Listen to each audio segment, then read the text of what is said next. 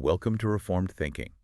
You know, when we talk about physical exhaustion, there is a very specific type of tiredness that comes, well, not from running a marathon or lifting heavy weights, but from sheer, unadulterated anxiety. Oh, absolutely.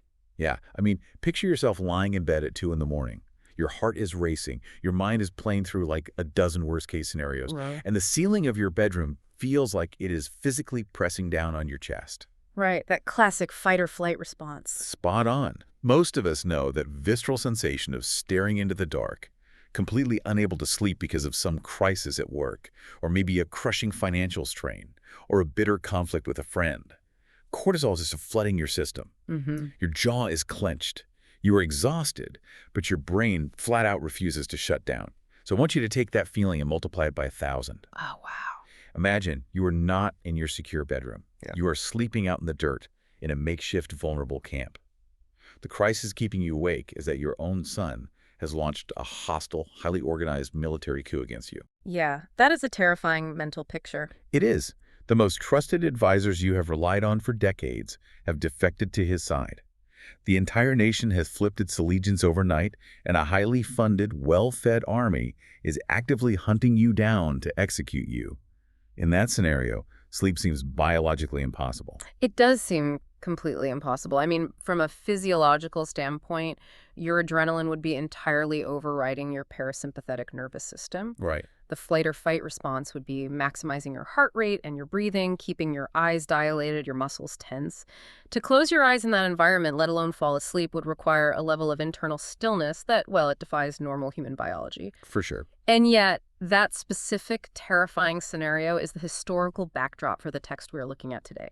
We are unpacking the actions of a man who is surrounded by backbiters, betrayed by his own flesh and blood, accompanied by followers who are losing their minds with fear out in the wilderness. Yeah. And his response to all of this is to sit down and write a lullaby. That framing sets the stakes perfectly. So today's deep dive is taking us into a highly specific, fascinating piece of source material. We are looking at Keil and Delitzsch's commentary on Psalm 4. A fantastic commentary. It really is.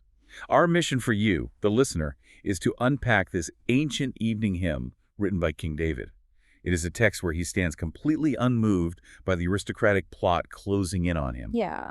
And he remains steady despite the fact that his own loyal followers have, well, zero faith left. But before we get to the poetry, we really have to understand the timeline. Yeah, setting the historical stage is crucial to understanding the psychological weight of what is happening here. Historically, Psalm 4 is paired with Psalm 3. Okay, so how are they connected? Well, if you look at the sequence, Psalm 3 is a morning hymn. It was composed during that initial chaotic, terrifying flight from Jerusalem when David's son, Absalom, first executed his plan and stole the hearts of the men of Israel. Right, the moment he had to flee his own capital city weeping, barefoot, with his head covered. Precisely. It was a moment of absolute humiliation.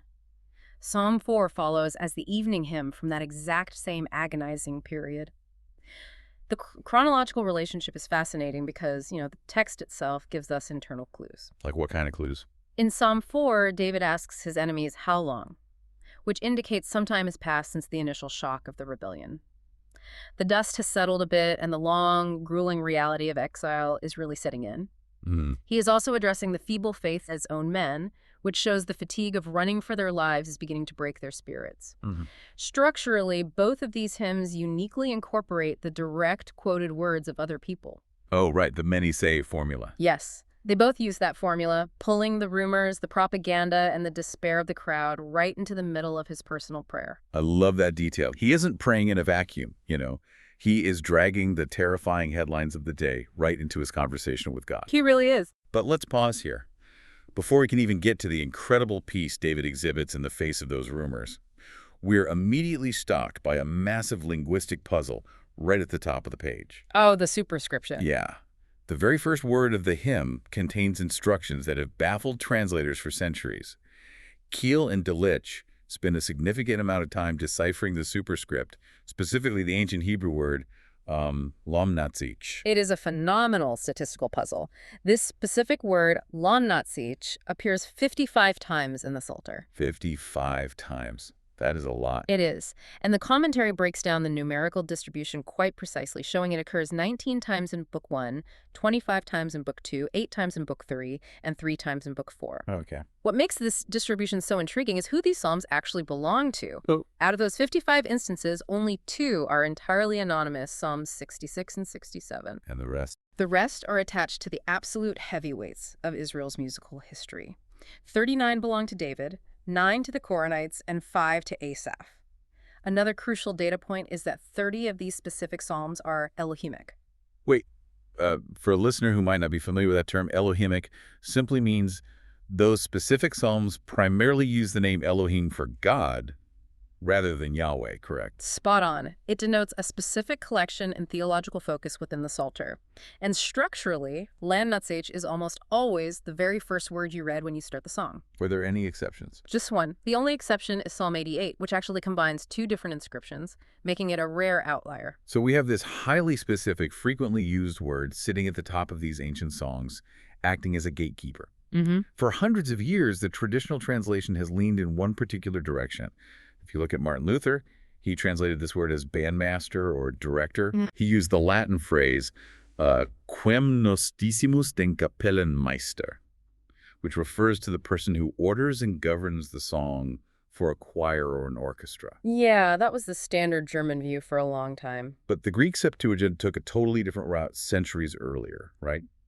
Translating it as eis to telos, which could mean to the execution, or even give the psalm some sort of eschatological end-of-the-world meaning. Yes, very different vibe. Then you have the Targum, which interprets it functionally, arguing it means to be sung liturgically. The problem with the bandmaster or director translation, which Keil and Delitzsch point out brilliantly, is that it falls apart when you look at the historical personnel. How so? Take Asaph, for example. We know from the historical records in 1 Chronicles chapter 16 that Asaph was himself the chief director of the temple music. He was the absolute head of the musical department. Okay, I see where this is going. If Lamnatzeach means to the director, it makes no logical sense for Asaph to write a song and address it to the director.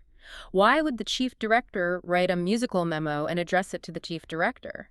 Hold on, you were telling me Martin Luther and hundreds of years of translation tradition just got it wrong? That is a massive claim to make. I know, it is a bold stance. What is the actual proof that breaks the traditional mold? To find the true meaning, the commentators bypass the later European translations and pull evidence directly from the historical records of the Chronicles and the Book of Ezra. Because those books focus a lot on the temple mechanics, right? Yes.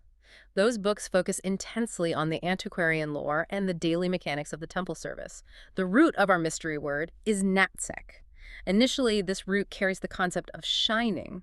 Like a light. Not just a dull glow, but a pure, dazzling brightness. Over time, that concept of shining naturally evolves. Think about it.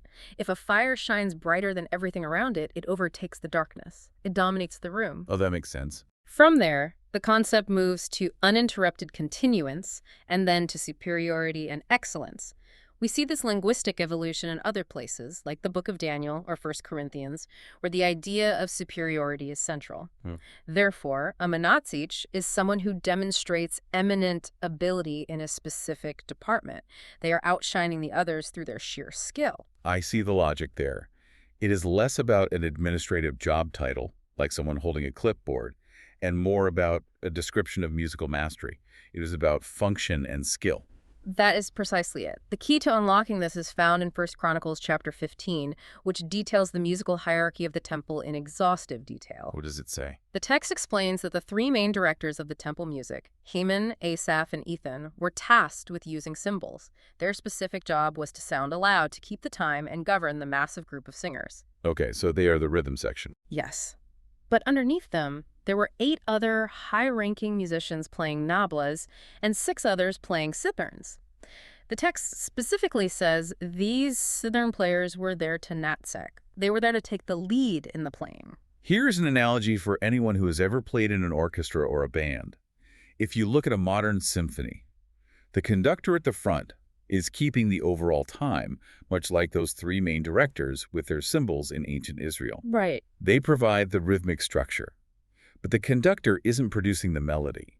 The melody, the actual driving emotional force of the music, is being led by the first chair violinist or the lead clarinetist. That is a great comparison. Those lead instrumentalists are the ones taking the music forward.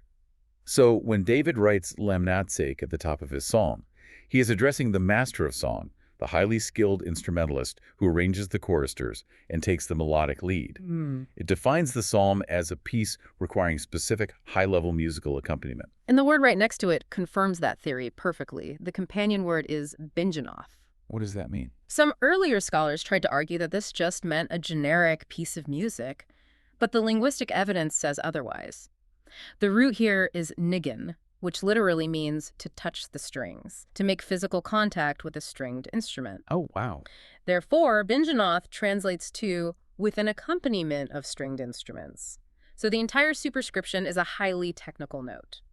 This is a hymn meant to be sung with and probably solely accompanied by the masterful playing of stringed instruments. With that vivid musical stage set, the master string players preparing to lead this evening hymn, the very first lyric drops us right into the intense internal dynamic between David and God. Yes, it shifts immediately. Verse 2 begins, "When I call, answer me, O God of my righteousness." That opening phrase carries immense theological weight. Notice the phrasing there. David does not just call God righteous, he calls him the God of my righteousness. Right, it is highly personal. Keil and Delitzsch unpack this by explaining that God is both the possessor of righteousness and the author of it. David is completely stripped of his own merits here. He has nothing to offer on his own. Right. But crucially, for David's current situation, God is the vindicator of misjudged and persecuted righteousness. David has been dragged through the mud, his reputation is ruined, the nation believes the vicious lies Absalom has spread. Yeah. David can only claim any standing or righteousness because he finds it entirely in God. He possesses it only through that divine fellowship. And he anchors that present plea for vindication on a past experience of grace. He says, "Thou hast made space for me in straightness." This is where the physical reality of David's life bleeds into the text. He isn't just speaking in abstract theological concepts. The linguistic investigation of this phrase is absolutely stunning. The commentators look at the Hebrew word for space or breadth, and they trace it to the Arabic root, H. What does that root signify? This specific root carries the conceptual idea of the expansion of breathing, the literal flow of a stream of air into the lungs. When David talks about God making space for him in a strait, he is talking about the physical expansion of a straightened, compressed heart. I want to linger on this because it connects so perfectly to our opening scenario of anxiety. Think about the physical sensation of claustrophobia or a panic attack. It is terrifying. Imagine you are trapped in a narrow, suffocating cave. The walls are pressing in on your chest. You cannot draw a full breath. The air is stale, your lungs feel tight, and sheer panic is setting in. Then suddenly the walls vanish. You are standing in a wide-open field under a massive sky, and you can fill your lungs with fresh, clean air. What a relief that would be. Exactly. Yeah. That physical expansion of the chest, that sudden ability to breathe deeply after being suffocated, is the metaphor David is using here. He is saying, God, in the past, when I was completely boxed in and suffocating under the pressure of my enemies, you dissolved the walls. You gave my lungs room to expand. Yeah. He uses that visceral memory of past grace to anchor his current prayer. It's a brilliant way to fight anxiety, remembering the physical sensation of God delivering you in the past. And having recalled that massive intake of breath, that divine oxygen, David immediately turns and uses that breath to directly confront the people trying to suffocate his reign. Yeah, goes right after them. He doesn't stay in the realm of internal meditation, he goes on the offensive. This brings the focus to verses 3 and 4, where the camera pans away from David's internal prayer to the specific enemies hunting him. He identifies his target very precisely. He isn't yelling at the foot soldiers or the brainwashed citizens who got swept up in the emotion of the coup. He zeroes in on the aristocrats, the wealthy partisans of Absalom who engineered this entire rebellion. The Hebrew text makes a fascinating sociological distinction here. It contrasts two groups of people, B'nai Adam and B'nai Ish. What is the difference? Well, B'nai Adam refers to men who are lost in the common multitude, the everyday citizens, but David addresses the B'nai Ish. These are the men who stand prominently forward out of the multitude. The elite. Yes. They are the nobles, the ruling class, the wealthy elites of Jerusalem. David knows his son Absalom is just the figurehead. Absalom might have the good looks and the charisma, but the real threat, the engine of the rebellion, is this aristocratic party that is using the prince as a tool to seize power for themselves. The charge David levels against them is incredibly sharp. Hmm. He asks, "How long shall my honor become a mockery?" Mm-hmm. The commentary highlights that these elites love appearance. Okay. The high rank they hold is completely hollow. It is all optics and no substance. Today, we might compare them to modern political spin doctors or certain social media influencers who are obsessed with curating a flawless image while lacking any real character. That is a great modern parallel. And the text says they seek leasing, which is an old archaic word for falsehood and lies. Yeah. They've run a massive, coordinated smear campaign against David. You absolutely have. They want to take his official kingly dignity and his personal reputation and drag both through the dirt. They are obsessed with optics and lies because that is the only way they can legitimize their treason. It is a deliberate character assassination designed to justify a military coup. They have to destroy his reputation to take his throne. But David's counter-argument in verse 4 is devastatingly simple. What does he say? He doesn't produce character witnesses. He doesn't list his past military achievements or point to his economic policies. He appeals directly to the divine choice. Okay. He uses the Hebrew verb hifla, which comes from a root meaning to divide or to make a separation. It means God has distinguished him in an extraordinary, remarkable way. So he skips the political debate entirely. Yes. David is essentially saying, you can run all the smear campaigns you want, you can hire all the spin doctors in Jerusalem, but you are fighting a man who has been remarkably separated and chosen by the sovereign God. If we are tracking with the text, the natural question arises, what kind of person does God remarkably distinguish? What is the defining characteristic of the man God separates for himself? David answers that by using the word chesed. In English Bibles, this is often translated simply as the godly or pious man. Right, which sounds a bit dry to our modern ears. Ooh, it does. But Keil and Delitzsch dig into the linguistic nuance, and it is far more passionate than just someone who follows religious rules or keeps a moral checklist. Oh, really? Yeah, they pull from the Syriac equivalent rachema, which means God's favorite. Even more compelling is the Arabic root hs. This root relates to the physical action of a curry comb, a mahasa, brushing over a horse. Wait, a curry comb for a horse. How does grooming an animal connect to being a godly person? It connects through the concept of touch and affection. When you use a curry comb on a horse, you are engaging in a rhythmic, physical act of care. It is an act that produces a strong feeling of affection and bonding between the groomer and the animal. Okay, I see. The root conveys the idea of feeling strongly affected, of being drawn intensely towards something through care and devotion. Therefore, a chesed is a lover of God. It is someone who feels a strong, ardent affection for the divine. It is not cold, calculating religion. It is a warm, deeply felt bond. That completely reframes the conflict. David isn't just saying he has the legal constitutional right to the throne. He is saying, I am bound to God by an intense, ardent affection. I am his favorite and I love him. Because of this sovereign bond, your political undertaking is absolutely doomed. It really is a stunning display of confidence. Picture it. He's a fugitive living out in the wilderness, sleeping in the dirt, and he is telling the wealthiest elites in the capital that their massive armies and unlimited funding are entirely useless because of his affection for God. And recognizing the total futility of their plot, David does something quite unexpected in the next section. You might expect him to curse them, to pray for their immediate destruction, or to call down fire from heaven. But instead, he offers them a psychological and spiritual antidote to their own blind passion. We see this shift in verses 5 and 6. He issues a direct warning to these elites. Be ye angry, yet sin ye not. This phrase might sound familiar to you if you know the New Testament, because the Greek Septuagint translates it as orgizes the kaime hamartineta, which the Apostle Paul quotes directly centuries later in Ephesians chapter 4. Yes, it is a very famous phrase. David is looking at these plotting aristocrats and warning them against the blind passion of their own rebellion. He knows anger can be intoxicating. Political anger, especially, is a drug. It makes you feel righteous while you're doing something terrible. To cure them of this toxic intoxication, he prescribes a very specific remedy: solitary meditation. He tells them to commune with your own heart upon your bed and be still. The bed.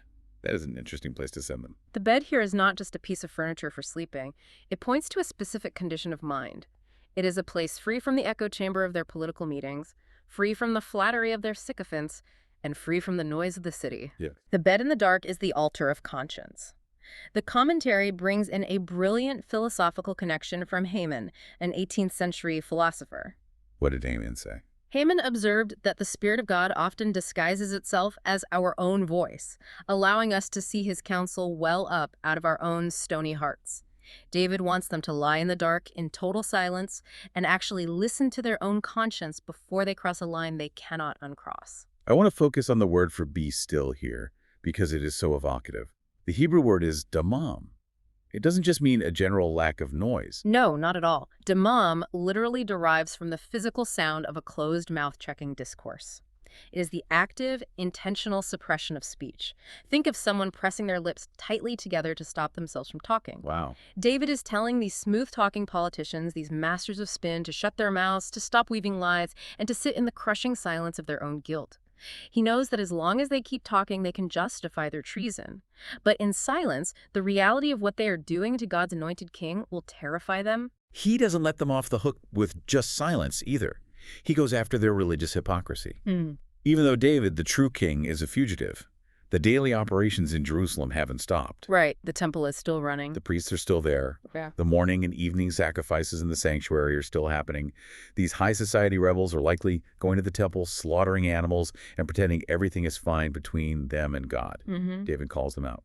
He tells them to offer sacrifices of righteousness. He demands actions that actually conform to God's will, rather than hypocritically slaughtering animals to flatter God and consecrate their evil doings. It is the classic prophetic critique. God wants obedience, not just outward religious performance. This leads to his ultimate exhortation for the enemy, which is found at the end of verse 6. Put your trust in Yahweh. Okay. The Hebrew word for trust here is batash. Keil and Delitzsch investigate the Arabic cognate buth, which means expander, to expand. This provides a crucial physiological insight into what trust actually is. Expand. How does that relate to trust? Well, when a person is deeply anxious, paranoid, or scheming, like these rebels in Jerusalem, their body naturally contracts. They were tense, closed off, operating from a place of scarcity and intense fear. They have to constantly guard their backs because they know they stole the throne. Right. But both refers to the physical effect on the heart and the countenance when a person is cheerful and completely fearless. This is the physicality of trust. True trust isn't just a mental exercise where you check a box on a theological survey and say, yes, I believe God is in control. Exactly. Or, well, spot on. It is a literal unclenching of the jaw. It is the dropping of the shoulders. It is a physical expansion of the chest. David is telling these high society traders that if they would simply renounce their blinding self-trust, the arrogance that fuels their rancor, they could experience this fearless expansion. Yeah. Wouldn't have to constantly look over the shoulders waiting for the next betrayal. It is a remarkable offer of grace to the very people trying to kill him. He is projecting this fearless, expanded state of trust toward his enemies. He's offering them a way out of the suffocating box they have built for themselves. It really shows his character. It does. But as the hymn progresses into verse 7, the camera shifts again. David turns away from addressing the rebels in the capital city, and he looks at his own camp. Back to the wilderness. Yes. He looks at the people who stayed loyal to him, the families and soldiers who fled into the wild with him, and what he sees is the exact opposite of that expanded trust. He sees contagious despondency. The followers are disheartened. They're looking around at the dirt, the lack of food, the overwhelming odds against them, and they ask a devastatingly simple question. How can we experience any good? So much pain in that question. If you listen closely, you can hear the sheer exhaustion in it. Their faith is evaporating. It is turning into fear, and that fear is rapidly calcifying into despair. It is a severe crisis of faith within the loyal remnant. David realizes that the physical deprivation, the hunger, the exposure to the elements, the constant running, is breaking their spirit. So what does he do? So he steps in as their intercessor. He doesn't scold them for their lack of faith. He takes their despair and channels it into a blended prayer. He says, "Oh, lift up the light of thy countenance upon us." That sounds really familiar. The commentators point out that this prayer is drawn directly from the ancient priestly benediction in Numbers chapter 6. You know the one. The Lord bless thee and keep thee. The Lord make his face shine upon thee. Oh, of course. But David does something unique with it. The original benediction has distinct, separate phrases. God causing his face to shine and God lifting his face. David blends these two ideas together into a single, highly concentrated plea. Within that plea, there is a spectacular linguistic anomaly that the commentators highlight. It revolves around the Hebrew word nisa, and this might be one of the most brilliant parts of the entire psalm. It is one of those rare moments where the written text contains a visual and auditory double meaning. How does that work? The word nisa is written in a way that is entirely unique in the Hebrew scriptures. It mingles two different verbs together in its spelling. The first verb is nessa, which means to lift up. The second verb is nessas, which means to act as a banner or a standard, much like the ancient phrase Jave Nisi, the Lord is my banner. That is incredible. The spelling physically combines both concepts into one word. If we synthesize this triple-layered imagery, the picture David paints is breathtaking. He is looking at his hungry, terrified followers in the dark wilderness. He asks God to shine his face on them, but not just shine to lift that light above them like the sun rising high in the sky, and not just to act as a sun, but to let that lifted light function as a military banner, a glowing standard promising victory. Yeah. In ancient warfare, the banner was everything. It was where you rallied. It was how you knew your army was still fighting. David wants this divine light to be the rallying point for this band of beggars. It is a radical shift in perspective. The rebels back in Jerusalem have massive physical armies and actual, tangible silk banners. David's men have nothing but the clothes on their backs. Right. So David asks God to let the very light of his countenance serve as their military standard. It fundamentally changes the criteria for what constitutes an advantage in battle. When your banner is the light of God's face, the size of the enemy army becomes irrelevant. Which sets up the starkest contrast in the entire hymn as we move into verses 89.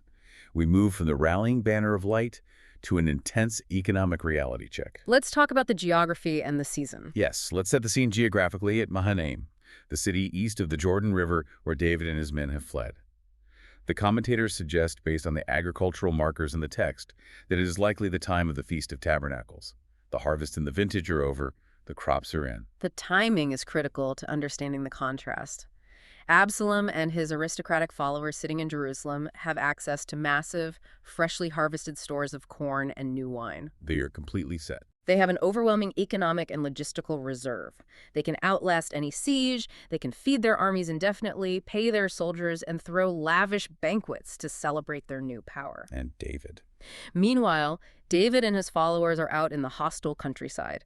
They are entirely reliant on sympathetic locals like Barzillai the Gileadite to sneak them provisions by stealth. Oh, quite the contrast. To an outside observer, Absalom looks like the legitimate, well-resourced sovereign enjoying the bounty of the land, while David and his men look like a desperate band of marauders scrounging for scraps in the dirt. But David flips the script on what constitutes true wealth. He speaks about an internal treasure. He uses the phrase mayit, which the commentary explains is a shortened comparison, meaning gaudium magnum, pray a joy greater than. Right. David, the ousted king, reduced to the status of a beggar, looks at the enemy's overflowing silos and wine cellars, and he declares that he possesses a treasure in his heart far richer than all of their agricultural wealth combined. It is an assertion of superior gladness. The joy God has placed in his heart completely outclasses the circumstantial happiness of his enemies. The rebels have external security but internal turmoil. Spot on. David has external turmoil but internal security. And this internal wealth produces a tangible physical result, which we see in the final verse. In peace will I lay me down and forthwith sleep. Such a famous line. The mechanics of this peace are detailed in the Hebrew word yachdav. I want to break down this word because it is the climax of the entire text. Yachdav means collectively, or in its unions. It denotes a coincidence of events. 100%. It means there is no gap whatsoever between the intention and the reality. David wishes to go to sleep. His head hits the improvised pillow, maybe just a rock or a bundled up cloak, and he falls asleep at that exact same moment. Incredible. There is no tossing, there is no turning, there is no lying awake for hours staring at the ceiling of the cave, calculating how many troops Absalom has, or wondering which of his friends will betray him next. The union of lying down and sleeping is instantaneous. That instantaneous sleep is the ultimate proof of his internal state. You can fake a lot of things in this life. You can fake a smile. You can fake a confident speech in front of your troops to keep their morale up. You can fake being brave. You really can. But you cannot fake instantly falling into a deep, restful sleep when an army is hunting you. Your central nervous system will simply not allow it unless you feel absolute total security down to your very bones. And the text gives us the specific conditions of that security. He says God makes him to dwell in seclusion, which is the word badad, and securely, which is betach. What do those words reveal? Drawing from linguistic parallels in Numbers and Deuteronomy, badad means he's entirely separate from human aid. He needs no guards posted outside his tent. He needs no reinforced walls or alarm systems. He is kept safe simply and solely because God is near him. Wow. The seclusion itself, the very isolation that terrified his followers, is the source of his security because it leaves him alone with God. As the hymn reaches this point of total, miraculous rest, the musicality of the text mirrors the message perfectly. The rhythmic brilliance of the original Hebrew is astonishing here. It really is a work of art. The commentators point out that the final lines actually sink into iambic meter. They mimic the fading rhythmic strains of a lullaby. The cadence of the words literally sounds like someone softly falling asleep, the breathing slowing down, the heart rate dropping. It is a beautiful convergence of theology and art. The commentary references an observation from Dante in his work, the Convito. What did Dante say? Dante lamented that the sheer physical sweetness of the original Hebrew music and harmony is tragically lost when it is translated into Greek and Latin, and certainly when it is translated into English or German. Oh, that makes sense. We cannot hear the iambic lullaby the way the original Israelite singers did. But while the acoustic sweetness of the music is lost in translation, the theological comfort, the reality of that unshakable peace remains completely intact for the reader today. Let's trace the incredible arc we have just traveled. Yeah. We started in the suffocating strait of betrayal, trapped with no air, feeling the physical crush of anxiety. Yeah. We watched David find breath in the grace of God. We watched him confront the aristocratic arrogance of his enemies, not with louder threats, but by counseling them to go to their bedchambers, shut their mouths, and listen to their own conscience.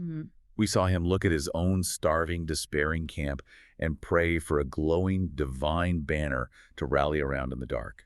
And finally, we watched him trade the physical hunger of a fugitive for a heart so saturated with joy that he instantly falls asleep without a single guard. It is a masterclass in the reorientation of reality.